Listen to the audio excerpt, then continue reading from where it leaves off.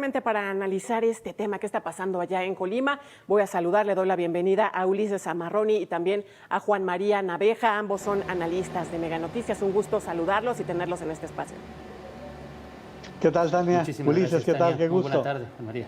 Un gusto. Oigan, ¿qué les parece si vámonos a revisar parte de lo que se ha publicado pues en las últimas horas referente a lo que está sucediendo allá en Colima? Vámonos a ver una columna que se publicó hoy en el diario El Financiero, porque bueno, de acuerdo con el columnista Alejo Sánchez Cano, el gobernador Ignacio Peralta estaría en la mira de la Unidad de Inteligencia Financiera y la Fiscalía General de la República por enriquecimiento ilícito y triangulación de recursos públicos a través de diversos prestanombres para adquirir los terrenos aledaños a la ampliación de la terminal marítima ubicada en Manzanillo. Además, pues de contratos irregulares en la operación del puerto y por vaciar las arcas públicas del Estado, pues en tal nivel que no hay dinero para pagar la nómina. El columnista afirma además que Peralta ha desviado partidas etiquetadas a otros propósitos para favorecer a proveedores amigos que se mochan con su respectiva cuota, pues para él.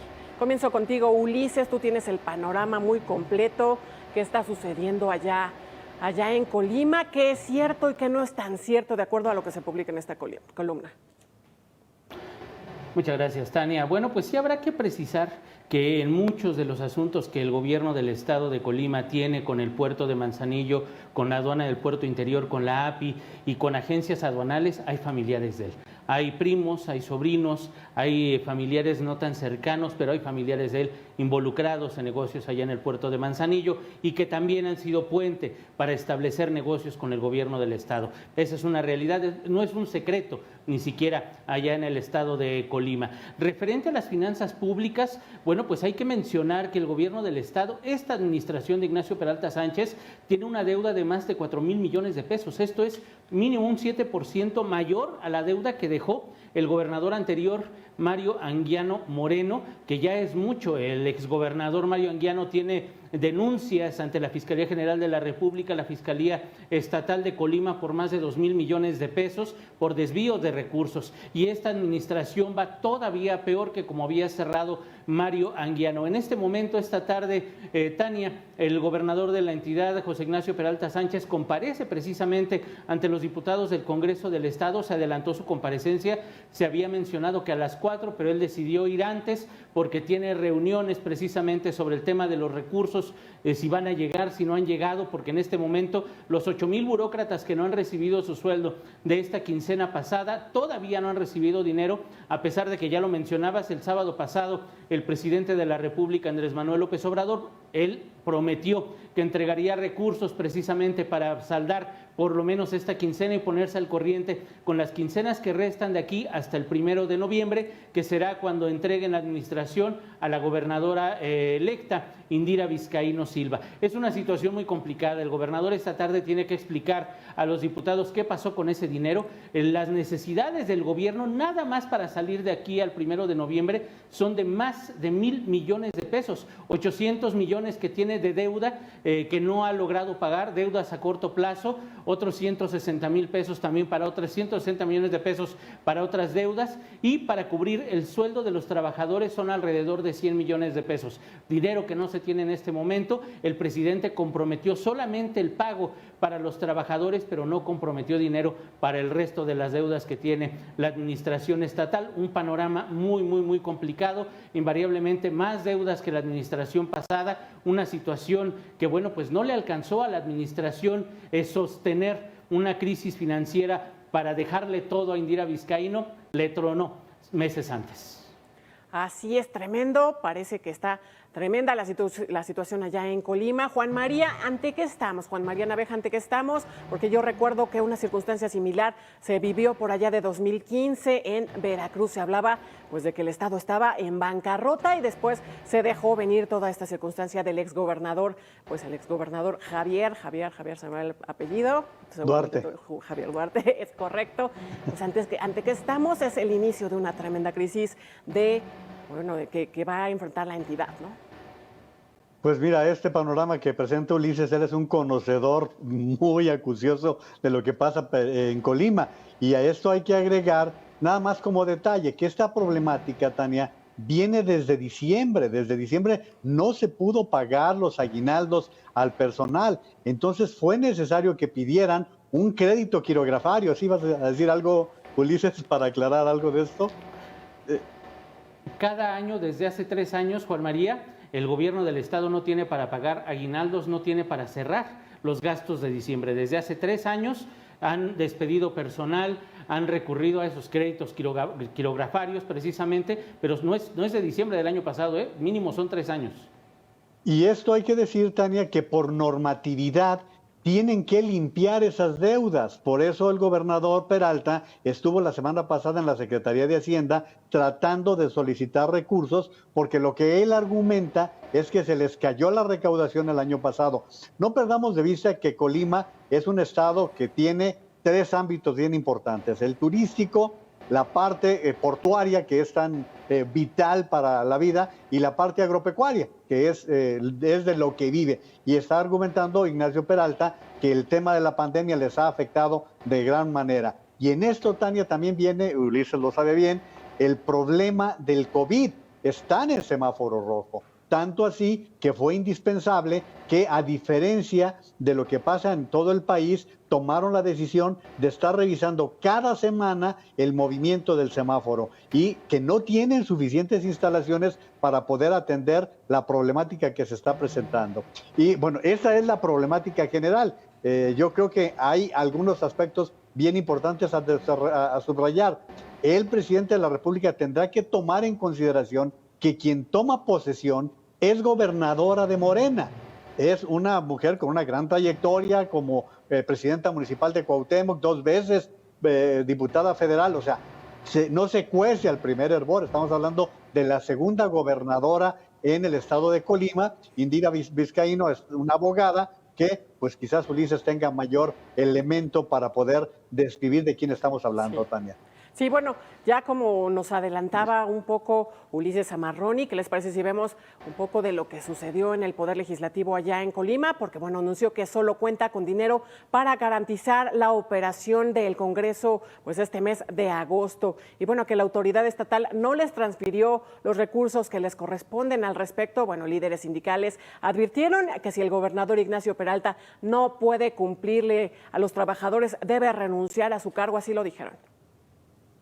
El gobernador nos tiene que cumplir. Y si no cumple y si no puede, que renuncie. Sí. Por eso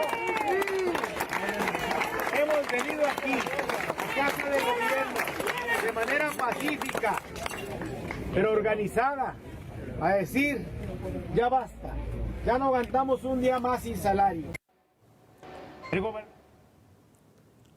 Bueno, esto veíamos el fin de semana. El presidente dice, vamos a hablar, voy a hablar con el actual gobernador y también con la futura gobernadora para ver pues cómo les vamos a apoyar. Él está hablando pues ya de destinarles a lo mejor recursos, adelantarles recursos que corresponden ya para la siguiente administración, porque bueno, pues ya se acabaron lo que les tocaba para este año, pero ya comprometiendo recursos que en realidad no debería, pues para el pago de cuestiones anteriores. ¿Esto cómo puede afectar en todo este contexto que ya hablábamos, que incluso pues los efectos de la tercera ola COVID-19, ¿no?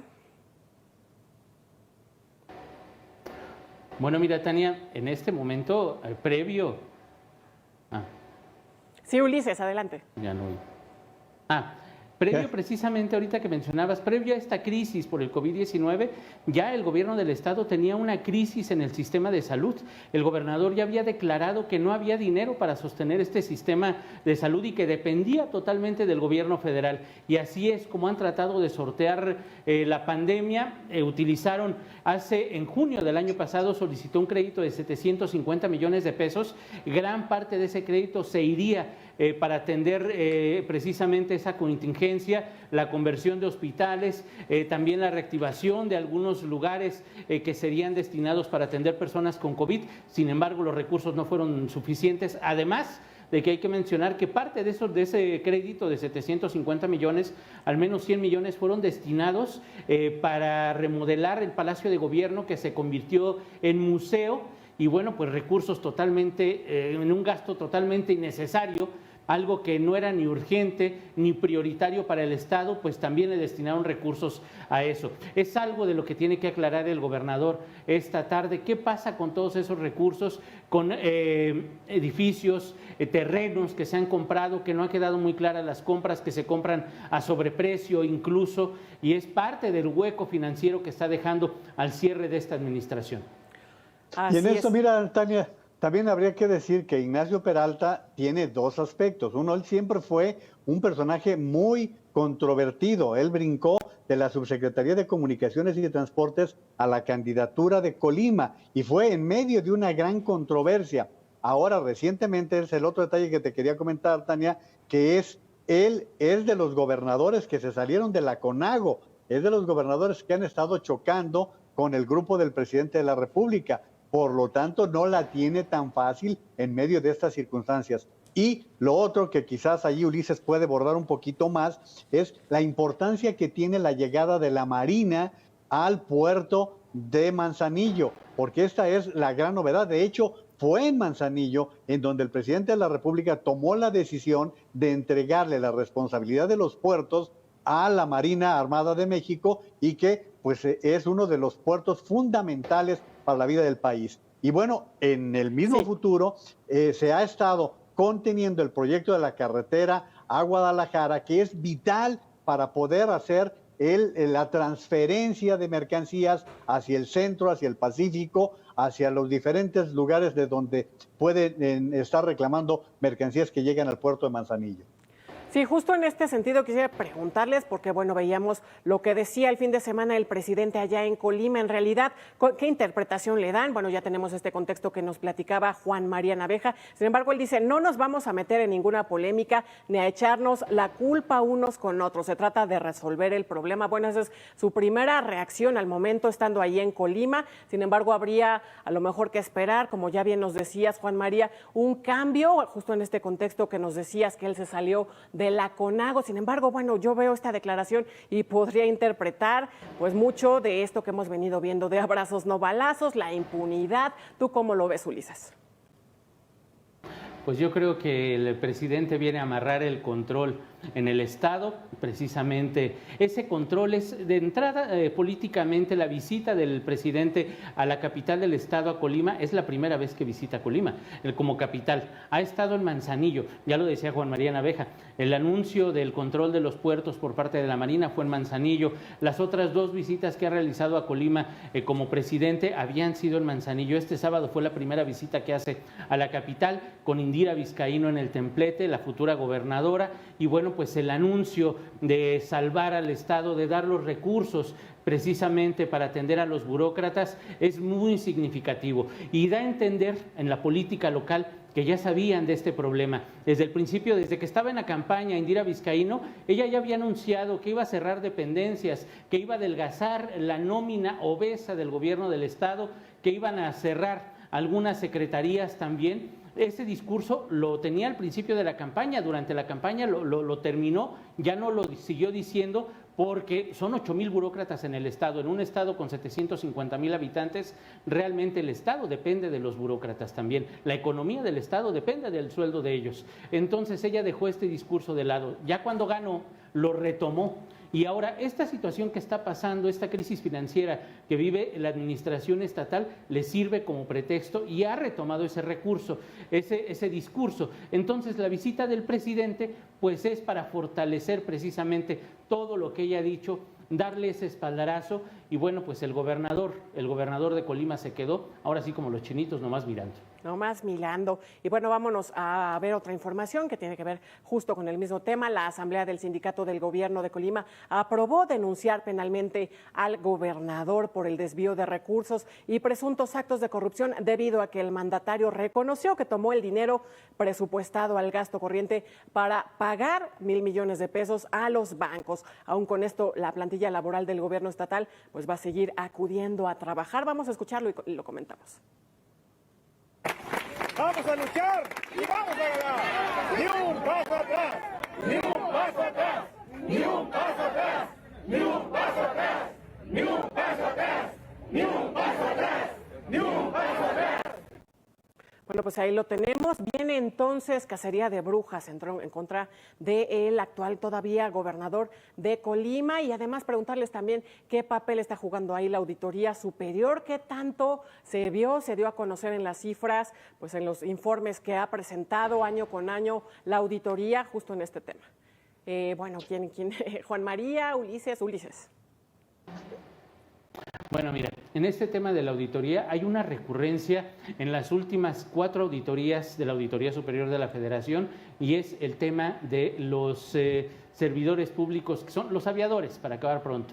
Personas que no encuentran en la nómina. Nada más en la Secretaría de Salud, desde hace 3 años, la Auditoría Superior de la Federación reporta alrededor de entre 300 y 400 aviadores en la Secretaría de Educación, tema que ha sido recurrente año con año y que por X, Y o Z razones la Secretaría de Educación Estatal, el gobernador le dan la vuelta, no lo justifican, no lo niegan, sino todo lo contrario, tratan de evitar el tema, pero es un tema recurrente, ese es un tema muy recurrente en las auditorías. También precisamente la desviación de recursos entre una dependencia y otra. El gobernador se justifica que, bueno, pues ha tenido gastos, por ejemplo, con la pandemia, y ha tenido que desviar recursos, por ejemplo, destinados a obras públicas, destinados a proyectos ya etiquetados, para solventar la conversión de camas, el pago a personal de salud, la compra de insumos, y bueno, pues eso es parte de lo que ha hecho desde que empezó la administración. No es solo la pandemia, y eso, bueno, pues invariablemente se reflejará en las auditorías. Bueno, Juan María, ¿las van a pagar o va a haber impunidad? Ahí está el caso de Colima, pero también ya se están formando, lamentablemente vemos también el caso de Michoacán. ¿Las van a pagar o va a haber impunidad? Pues si te fijas, es prácticamente una constante, prácticamente en todos los estados de la República. Lo mismo se está diciendo en Sonora, como tú dices, en Michoacán, en Campeche, en Nuevo León. Se está hablando de estos temas de la distracción de recursos. Ahora bien, de lo que comentaba Ulises con respecto a la Auditoría Superior, hay que advertir que utilizar recursos etiquetados es un ilícito, Es una irregularidad, porque tú no puedes tomar un recurso que fue etiquetado para determinada obra o para determinado propósito a otro que pudiera ser el gasto corriente. Ese tipo de detalles pueden ser incluso para fincar responsabilidades. Y bueno, pues Tania, ¿qué es lo que nos está sirviendo como contexto en todo el país? Es el enriquecimiento de los familiares de gobernadores. Y bueno, pues estamos viendo que no ha habido consecuencias. Sí está el caso de los gobernadores de Chihuahua, el de Veracruz, los 2 Duarte, pero que pertenecen a las administraciones anteriores de los tiempos de Peña Nieto. En esta administración no hemos visto ningún caso de esta naturaleza. Entonces, por lo tanto, creo que es el momento de que el tema de corrupción tenga también una consecuencia real por parte de las administraciones estatales. Totalmente de acuerdo. No le quitemos el ojo a todos estos temas, ojalá y que no haya impunidad. Vamos a estar aquí informando. Les agradezco, Ulises Zamarroni, Juan María Naveja, por estar con nosotros aquí en Mega Noticias. Es un placer, con mucho gusto. Buenas tardes, gracias. Un gusto, buenas tardes.